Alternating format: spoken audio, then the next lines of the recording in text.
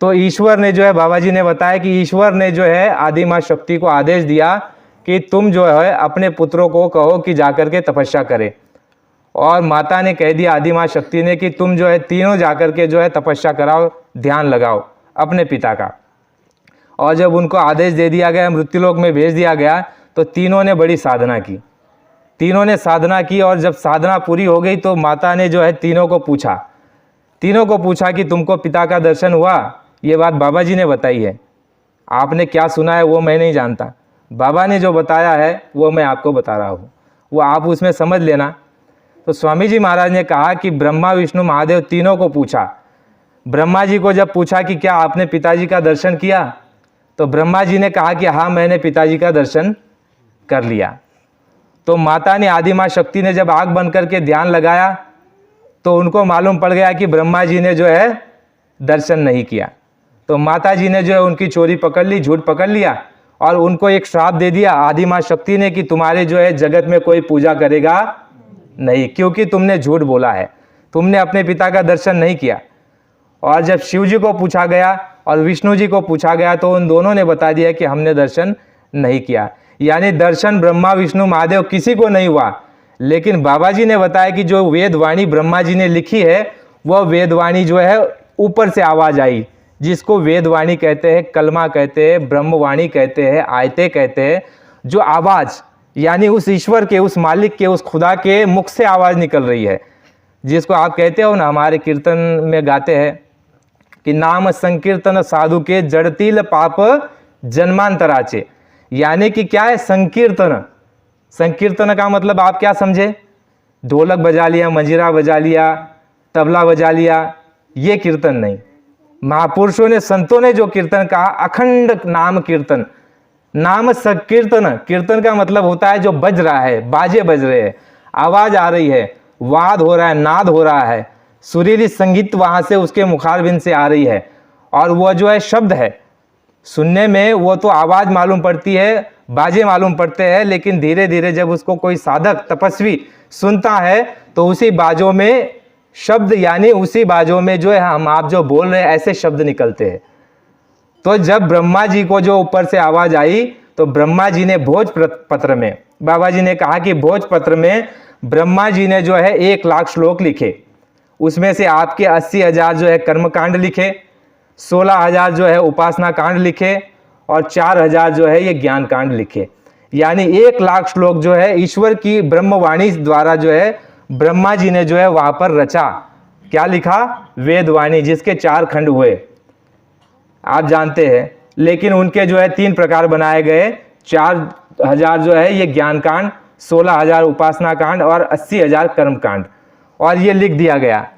इससे पूर्व में जो मनुष्य थे यहाँ पर, उनको जो है किसी तरह का कोई बंधन नहीं था, किसी तरह का कोई पशु पंछी की योनि नहीं थी, नरक और 84 नहीं था। सभी मनुष्य थे। गुरु महाराज ने कहा कि सभी हट्टे कट्टे और सभी जो है तंदुरुस्त थे, निरोगी थे, सुंदर थे और ज्ञानी थे। गुरु महाराज ने कहा कि सतयुग योगी सब विज्ञानी, कर हरि ध्यान तरहि बहु प्राणी।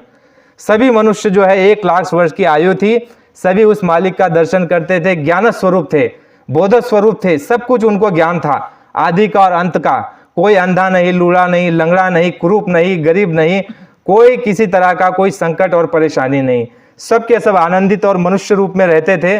पशु खाना नहीं था, जेल खाना किसी तरह का 84 और नरक नहीं था, केवल मनुष्य।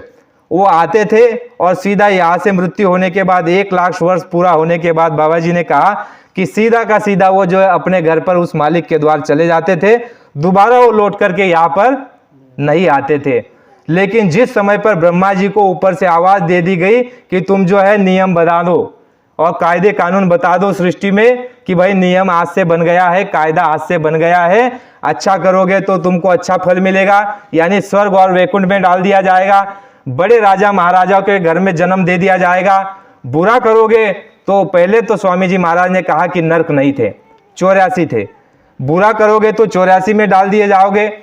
तो इस तरह से जो है उस वेदवाणी के द्वारा जो है वेदों की रचना हुई। और वो वेदों की रचना किसने की? ब्रह्मा जी ने की। और जब वेदों की रचना करने जा रहे थे, सबसे पहला श्लोक जो उसमें लिखा गया है वो यही लिखा गया है कि गुरुर् ब्रह्मा गुरुर् विष्णु गुरुदेव महेश्वरा गुरु साक्षात परब्रह्मा तस्मै श्री गुरुवे नमः।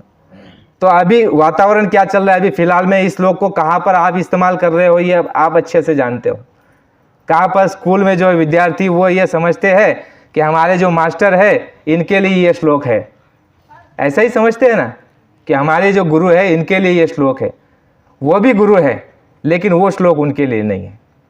अगर वो मांस खा रहे, शराब पी रहे हैं तो ये श्लोक उनके लिए है, नहीं है। वो श्लोक जो है उसमें अच्छी सी व्याख्या की गई है, गुरुर् ब्रह्मा गुरुर् विष्णु गुरुदेव महेश्वरा गुरु साक्षात परब्रह्मा। अब परब्रह्म क्या है, आपने हमने तो देवी देवता ब्रह्मा विष्णु महादेव ही जाने हैं। परब्रह्म बहुत ऊंचा स्थान है, वेद वाणी जहाँ से आई है उससे भी बहुत ऊंचा स्थान है जिसको परब्रह्म कहते हैं, जिसकी व्याख्या बाबा जी ने जब नामदान दिया, सत्संगी प्रेमी जब हम लोग वहाँ पर गए, हमने सूरत में नामदान लिया 2008 में, तो जो नामदान दिया बाबा जी ने उस नामदान में ये 5 स्थान बताए गए हैं। पहला जो है ईश्वर, ब्रह्म और आपका पार ब्रह्म और महाकाल और सतपुरुष, ऐसे 5 लोग और 5 धनी 5 भगवान जो ऊपर बड़े बड़े बड़े देशों में बैठे हुए हैं।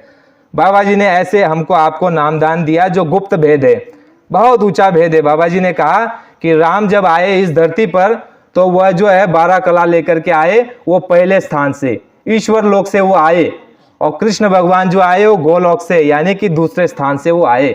और बाबा जी ने हमको आपको नामदान देकर के कौन सा भेद बताया, सतलोक का, यानी जो जीवात्माएं जहां से उतारी गई अनंतों कल्पों बाद, कई वर्ष और कई कल्प और कई युग उसको बीत गए। बाबा जी ने तो ये कहा सत्संग में, बच्चा तुम एक राम को जानते हो और महात्माओं ने अनेकों राम को देखा है। इस धरती पर अनेक राम आकर के चले गए, अनेक कृष्ण आकर के चले गए, लेकिन तुम आज यहाँ पर फंसे पड़े हुए, तुम्हारा कोई छुटकारा हो नहीं रहा है।